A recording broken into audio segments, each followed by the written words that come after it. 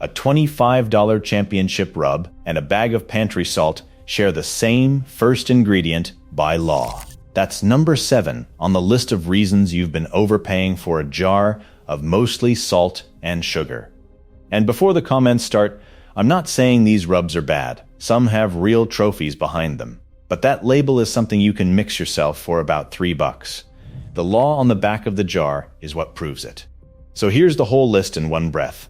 7 tells you're overpaying for commodity spice, the base ratio pitmasters start from, and the bulk move that beats the jar. Number 7 is the ingredient order, the tell that unlocks everything else. You flip a jar over, and the back is a wall of tiny text. Well, that order isn't random. By law, ingredients run heaviest to lightest, so whatever sits first is what you're mostly buying. Grab almost any championship jar, and the first word is salt or sugar. Not paprika, not some secret chili. Salt or sugar, the 2 cheapest things in your kitchen. That's the whole magic trick, and once you spot it, you can't unsee it. Number 6 is the salt bomb, and a popular Texas-style beef rub is the cleanest example. Read its label, and salt sits first, ahead of everything. Work backward from the sodium on the nutrition panel, and you land somewhere around 40 to 55% salt by weight. Now I want to be careful here. That's a calculated range, not a lab result, because the serving size in grams wobbles between brands. But salt being first ingredient confirms the direction. You're buying a jar that's roughly half rock salt, dressed up with a championship label. Number 5 flips it, because not every jar is a salt bomb. Plenty are sugar bombs. Take a famous competition rub built by a pit team with real wins. Its first 2 ingredients are both sugar, brown sugar then plain sugar, before you ever reach a spice. And honestly, that's not a scandal, that's just a sweet rub. But you're paying 10, 12, sometimes more for sugar you already own. The trophy is real. The cook who won with it is genuinely good. But the jar is sugar with seasoning sprinkled on top.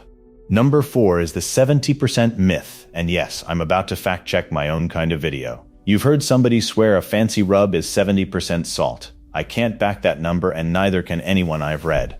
The saltiest jars land near half. The sweet ones sit way down around 13 to 15% salt. So if a video tells you every rub is 70% salt, that video is doing the same thing it's accusing the rub of. Overclaiming. The honest version is simpler and still damning. Salt and sugar are usually your first 2 ingredients, full stop. Number 3 is the turbinado lie, and this one trips up even good cooks. The story goes that turbinado, that big crystal raw sugar, burns at a higher temperature, so the pros use it for long cooks. It sounds smart. It's also wrong. Turbinado, white and brown, are all basically pure sucrose, and the lab numbers actually put turbinado melting a hair lower, not higher. So why do pitmasters reach for it? Crystal size. Bigger crystals have less surface area, so they color and break down slower over a 12-hour cook. It holds up better. But it is not some magic high-heat sugar, and anyone selling you that is guessing. Number 2 is the brown sugar scorch, and this one's actually true, which is why it matters. Brown sugar really does burn earlier than you'd expect. The molasses in it carries sugars that start caramelizing way down around 230 degrees. White sugar doesn't really get going until past 300, so when your ribs come out with bitter black patches, that's often the brown sugar, not your fire. This is the kind of thing the jar will never teach you, because the jar wants to be one size fits all. Your meat isn't one size. Number 1, the biggest one, is the cut blindness. A single jar pretends one blend fits brisket, ribs, and chicken. It can't, and the science is brutally clear. Beef doesn't want sweetness, it wants salt and coarse pepper, which is why the whole Texas tradition is basically 2 ingredients.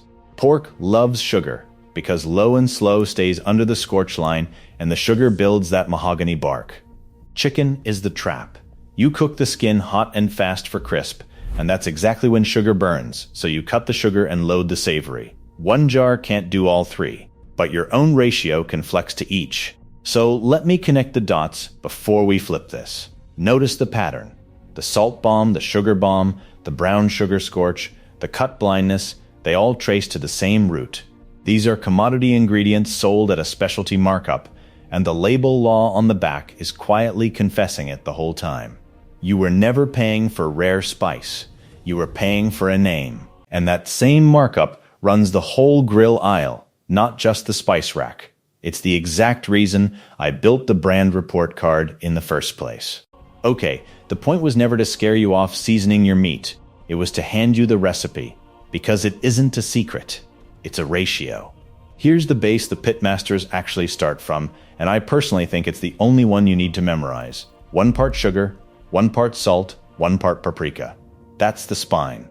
Then you build out with garlic powder, onion powder, a little chili powder, and cayenne to taste. That's it.